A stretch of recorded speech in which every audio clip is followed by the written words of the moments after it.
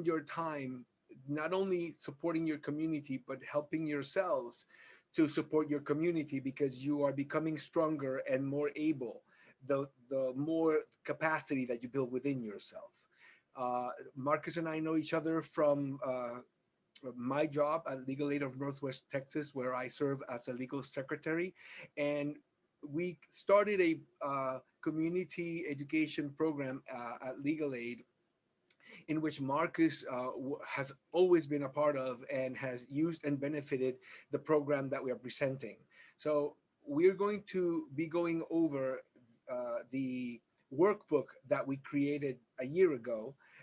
And today we're going to be working on item number 2. There's 9 items. So let me just get into that real quick. Um, okay. I'm just going to skip through some of these pages. That's, legal aid, where all of this came from. These are the 9 subject areas. We were talking about the problem statement and the needs justification. Today, we're going to give an assignment on writing your goals. If you haven't done your problem statement, I think that today, because we're going to do a few examples, it'll help you to get yourself started. However, this workbook explains everything you need to know on all of those items that we were just looking at, the problem statement and the needs justification. It explains to you what it is. We're not going to get into that this time because we did that last week. So you get that, you read it, and then you go to the item number 1, which is the problem statement, and it gives you a mindset. And the main mindset is, listen to the question that is being asked. What is the problem? So take a moment, take a pause, take a breath, and say, as Keisha just simplified it in a short sentence, that I don't know anything that's happening, but I understand what she said. There is also a worksheet that goes with this workbook. So the workbook has it's on PDF, but the worksheet itself has questions, and you're able to. It gives you more guidance, if you will, and it gives you a place to write stuff if you want. So today we're going to be working on item number 2. I'm just going to set it up and go back. We're going to be working on writing program goals. However, last week we said, do a homework, figure out what the problem is, straighten that out, and if you need to convince somebody to donate to your cause, are you able to, in very few statements, convey what the need is, what the problem, why the problem is happening, how you're trying to help, and what do you need? So that's all what a grant is all about. So as I was saying, the idea for the last class was, think about what the problem is. And I appreciate what Keisha was saying. She did her research. People want to know that you were invested. So if I had $500 to give to somebody who gave me the best problem, who convinced me through a problem statement today, about your nonprofit or about your cause, what would you say to me? Anybody? It's Mariah. Hey, how you doing? Hey, everybody. I would say like children in low income areas, like low income apartments. A lot of kids are neglected due to their parents being super busy at work, or they're in like a one parent household. Kids are raising kids, and you know a lot of these kids need guidance, and they're being raised by the streets. So I want to be able to provide guidance and resources to young children, because children are the future. So I want to be able to, maybe get them into self defense classes, or, tutoring, or just have like a day that they can go and do something fun, because they may not have the funds, or their parents just may not have the time. Mhm. Um, so, and being neglected as a child, that causes issues as an adult, because you're a broken child, so you're gonna grow up and be a broken adult, and that that causes anger issues, or depression. Let me see what else I have. And a lot of kids, you are your environment. So, kids are like sponges. So if they're not being taught or cared for properly, and not saying like it's their parents' fault, because they're growing and learning too. But I just want to be that person to help with that issue, with because the kids are the future. So I mean that's my problem. Thank you so much for that. Dion, we're going to get to your question after. Uh, Yeah, but can I say what would be the problem? Wait, give me a second, because what I want Yeah, to do is I want to also go back to Mariah. Raya. Um, Okay. okay. Uh, I want you to go back to the recording, because you have made some statements that are gold. We're going to go over them after. But now, whoever's next and has something to say, I'd like for you to speak, and we'll go over it after. Okay, I can't see This anybody, is but Elisa. Oh, oh, I'm sorry. I'll wait. Go ahead. okay, I don't know. Can I go next or Yeah, what? yes, go ahead, please. I'm looking more at the parents. I do a lot of home visits, and a lot of things that happen within the home is generational. And so we just need to reset back to the 70s where, the homes were a little bit more structured. And I honestly believe, parents really don't know how to structure the home, and they would definitely need more home training.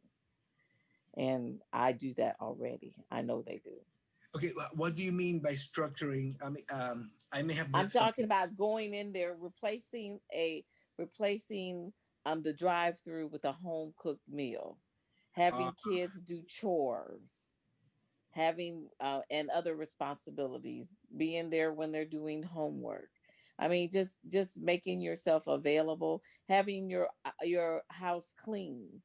You have adult kids that are coming and going, and they're not even trying to pick up or do anything because they've never had to do it. mhm. So you have, and then it's hard to institute to require them to do it when you let them not do that for life. They've never had to do it. Okay, but what you're telling me is, you're telling me what the Problem is so well. I'm not getting what the problem is. I'm getting the what. problem is we have a society of un let me see how I can say this nicely, dysfunctional adults. Okay, Okay, so that is the problem. And so to solve the problem, we need to go to the real root of the problem, which is the way the children are being raised. It's okay, not the child's fault, it's the parent. And it also includes what Mariah was saying as well, how to save money, because we're in a situation where, people that are on a budget or getting government funds, they can't save much money, because if they do, then they lose whatever they're getting. So teaching them how to get around some of the loopholes that are put in place to keep people in generational poverty. yes, that's word right there is golden. Associating it with the problem. We'll go back to that later. Thank you so much. Yes, So can I go next? please go ahead. Okay, so Okay, this is a. Oh, you want to go and I can go after you. Uh, okay. This is Elisa, and my proposal is that you do heal the families, but our mine focuses on kids who have been recently released from juvenile correctional institutions. In a lot of cases, their parents are incarcerated. So I wanted to come up with a plan that would give them the tools and strategies to be self-sufficient, give them life skills, give them a place to land so that they don't go back into the same environment and pick up those same behaviors that got them incarcerated in the first place. So the problem is juvenile offenders not having an environment or a place, a support system whereby they can acquire the tools and strategies that they need to survive even in the absence of their parents. Very good. Very, very well distilled. We'll go into that later. Thank you for sharing. Who's next, Okay. please? Yes. So, daughters across the diaspora's problem is there's not enough Black women or women of color at the table in decision making. When it comes to having businesses and so on. So, daughter's solution is to develop a program that will teach women of color across the diaspora how to start a business, how to maintain a business, how to secure funds, how to make sure your tax papers is in order, your board is in order. So that's our solution to the problem of Black women or women of color across the diaspora not having a seat at the table. Very good. I don't want to leave anyone who may want to share something without saying. Anybody else Please has mute your phone if you're not talking. Please, thank you. Yes, I do have a problem. Okay, go ahead. Well, Just one? Very good. I have several, but in the state of Texas, we're losing about 72% of skilled workers, and this is not the count of minority and women in STEM. So what we want to do is we want to bridge that gap by having STEM-based program that's going to present opportunities in robotics, manufacturing, coding, and sustainable energy. This way, not only can you understand what you're doing from early on, you can become a subject matter expert, and also you can replace those skilled workers that are missing in the state of Texas right now in the next 2 years. Okay, so you are presenting a percentage that came out of somewhere, and it is a problem, but I don't understand what the problem is causing. Does that make sense?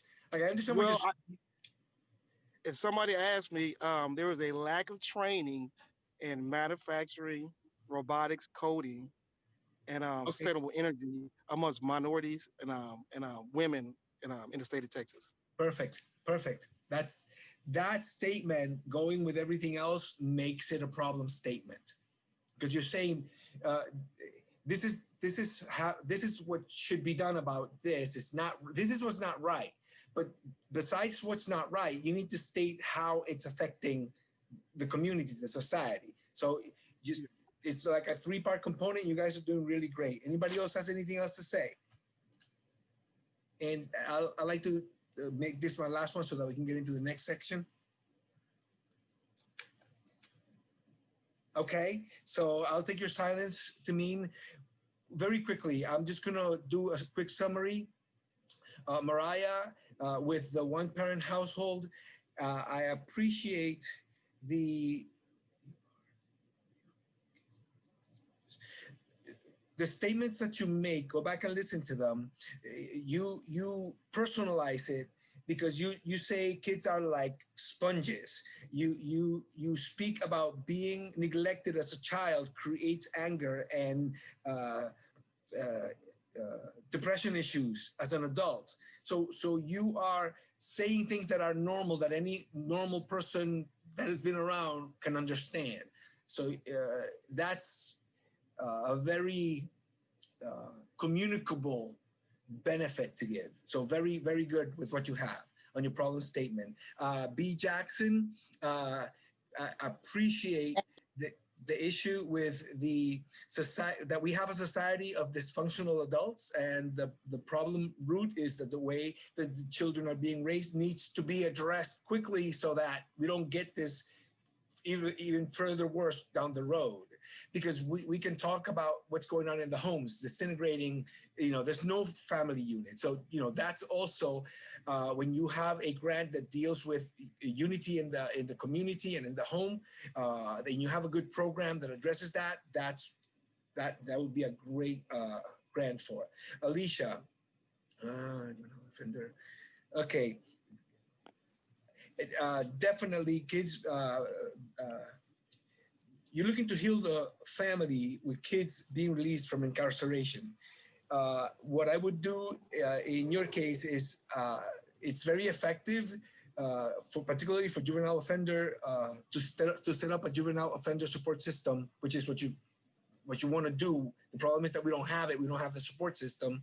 What you want to do is you want to get a good story, and you want to, you know, name the kid Joe and say all the stuff that happened, either a tragic thing or a thing that got better. But these kind of grants, when you indicate what the problem is, if you have enough room to put in a short story about, you know, 2 sentences about something that happened, those make that kind of grants very personable. Don. Excuse me, I'm sorry. I got to tell you this. He hung himself last night. Absolutely. So I do have a personal, and he was one of my students. Yes. Thank you. Sorry to hear it. Thank you.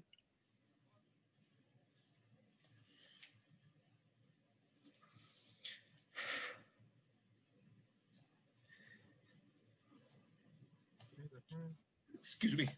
You have our condolences. Thank you so much. Yeah, that is just that is so sad. Okay. Agreed. Okay. Don Morris. Love the percentage that you brought in. And it is absolutely true. Anybody that is knowing anything about our economy and our people, that there is lack of training among us. Robotics is a high-end thing, coding, manufacturing, sustainable energy, high-end things. Great idea. If you could put the problem itself could be distilled more to say, because this group of people are not getting this type of skill, then they continue in this downward spiral. That's the problem. And then this is the solution. So I appreciate that story and that line of thought, and that you a grant like this, I would major in data. Yes. Okay, so very good work. What I recommend for everybody, give it another shot. Give me I guess one paragraph, 5 sentences, 10 sentences in one paragraph as to what your problem that you're trying to resolve is. Now, if you're gonna write a grant or ask for any kind of money, you need to put this information on paper so that people can know what you're talking about, and you don't have to always be talking. You can have something prepared out of the material that we put together. You can actually take out wording that you could put in a letter or you can put in a flyer. Let me just leave that there, because today's class is going to be a little bit different. But I want everybody who's going to be committing to at least if you have a goal of setting up a program, and maybe you're not ready to write a grant, but start writing these 9 segments down. You will probably be very grateful to yourself that you started it. And 3 months from now, the work product that you have is you're gonna be a different person, because you would have learned a lot of material that you have put together, and you are able to go out there and knock on doors, well, at least email doors, and have a fundraising thing with this grant writing thing. All right, that's all I'm going to say about that. Does anybody have any questions before we move on? Dion, if you have multiple problems, you select the one. If you meet somebody that has a lot of funding, you don't want to tell them that you have all these problems that you're working to deal with, because they're going to want to know how many people you are working with. If you should always say, my number one item, my number one priority, the problem that I'm trying to solve is this. It may have others associated with it, in which case those other problems are part of the main one. If it's education, and then it's medical, and then it's food supply, then those are 3 different programs, you need to determine which is your priority. If you have the opportunity ever to speak to somebody who has any kind of money to give you, always remember this. It's easier for them to write a check to you if they know one thing that you do that they believe in than if you tell them 7 that you're working with. It's easier for them to say, this person is about this. And then they relate you to that kind of a need that you're supporting. And that's what you want to, as you go along, convey. So even if you have multiple problems or multiple situations that you're trying to set up, focus on developing the main one. Any other questions? I have one thing I want to say. This is Marcus. Anyone who didn't come to the first class and missed the class 2 weeks ago, could you please put your email in the chat and also put a little message saying you want the workbook, you need the video, and you need the work in the last class. Thank you. Okay, Marcus. All right, so let's go on here. Writing program goals. So goals are, to me, are the easiest thing to write, because to me, I just think of it as if I were in a perfect world, what would I want to achieve? And I mean, within reason, I should be able to acquire this goal. I should be able to get a building to store the supplies. I should be able to develop a network so that we can put out the food timely, and safely. So goals are sort of like, in a perfect world, what will you be accomplishing? The way that you want to apply, when you're writing this response, you focus on these, the questions that are up here. What are your top 3 goals? What will they address? You know, the 3 goals that you have are for food distribution and wellness with COVID safety. Whatever it is, your 3 goals that you're trying to do, you set them up. What will they address? What will the program look like if the funding comes in 1 year from today? And I know it's difficult for some people, but if you had, let's say you needed $10,000, if you had them now, how will you manage that to affect what the program or what the program looks like a year from today? So that's how you have to focus your mind. What activities will take place so that you can get the results? So it's not just, okay, so we're going to acquire this building. What activities are you going to? Perhaps, okay, this is going to require that we engage an attorney to help us with certain things. Perhaps we need to make sure that our books are in order. If we're going to purchase it or if we're going to get it donated, then we need to get our support in line. So you think through the things, and that's how you set up your goals. And if you can think through from A to Z, from not having a building today and meeting with the board and saying, we can't buy one, let's lease one for 1 to 3 years. After that moment, by the time that you get the building, how will the building be used and how will it benefit and further your purpose? So that's how I would look at this. It's something that I wouldn't sit down to do it at the end of the day when you're tired, because it doesn't flow as well. The way that I encourage people to think about this is you sit down, say, I'm going to take half an hour, because you need to take time to write stuff, right? Again, what I would do is I would think, if a potential donor were offering me $25,000 for me to tell them what my goals are, to convince them to give me that money, what would I tell them? So the program goals, what they do is that they provide a simple but thought through goals that will cover the reporting period and project how things will look in the future with the help of your activities and approach on the subject beneficiaries. So get, as I said before, get 3 goals showing your actual or proposed achievements. If you're working now, you can use your current achievements to say, presently, we're serving 290 people. With this new program, we're going to be able to service double that. You want to tell them what your current or proposed achievements are with your current resources. So this is what we're doing now, and the funds will help us to double. Again, think each goal through.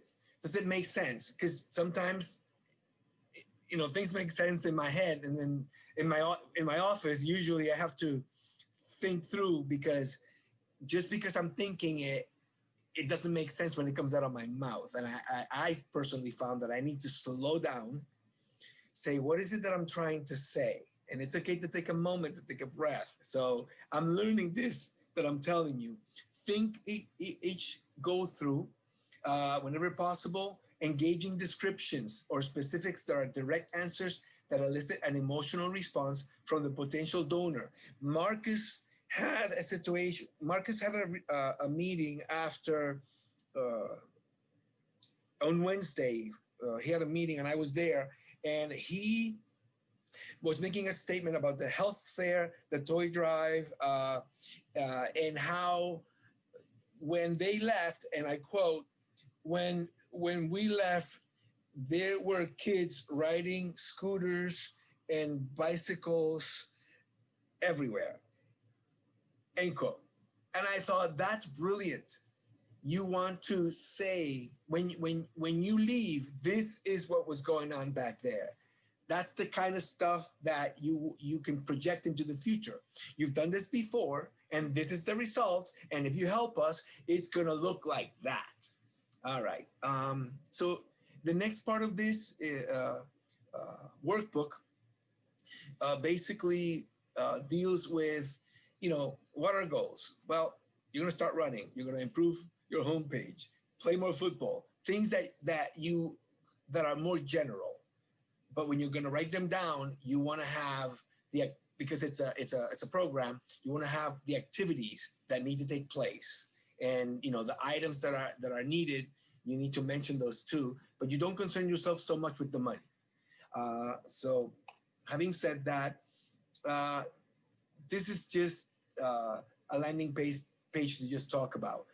Let's say this semester, or this semester, let's say in January, our organization will, whatever it is, we're going to, write our first grant. We're going to get a fundraising strategy moving. We're going to get a funding letter writing campaign. And so by when and how? So this is, a program, how you set it to have a thought through goal. So for next week, what we're gonna do now is, for next week, I'm gonna show you. You'll have this, and if you don't have it, the ladies at CAVN will forward it to you. This again, let's see, where am I? This is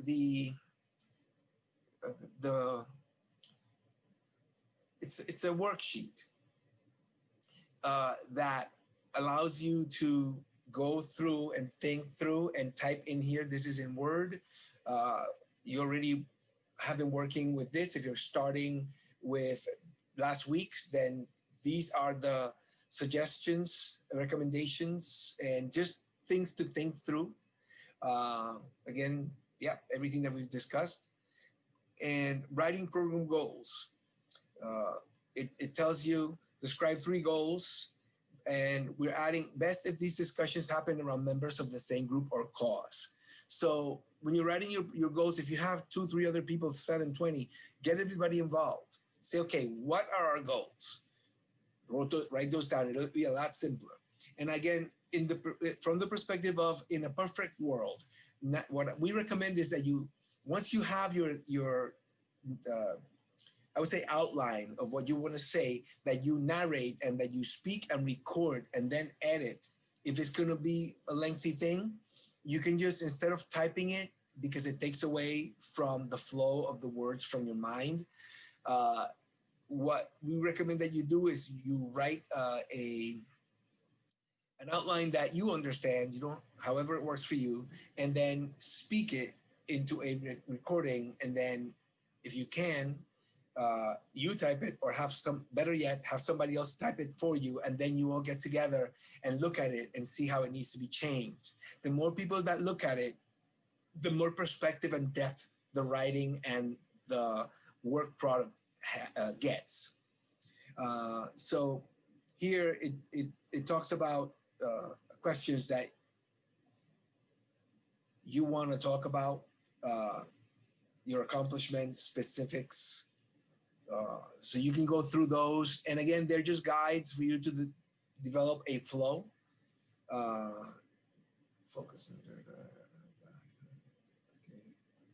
So for next week, please take a look at item number 2, writing program goals, and provide 3 perfect world scenarios, 3 goals in a perfect world scenario, if that makes sense. Does anybody have any questions?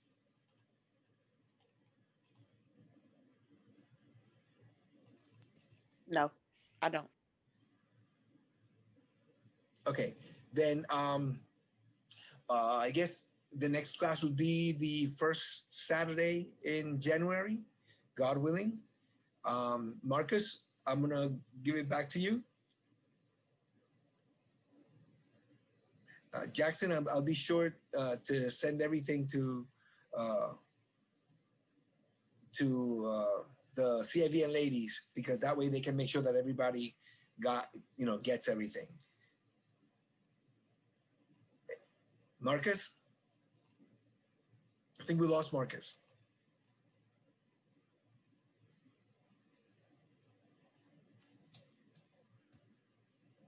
All right, does anybody, while Marcus shows up, does anybody have any ideas on what goals, or what your top goal for the next year in your group?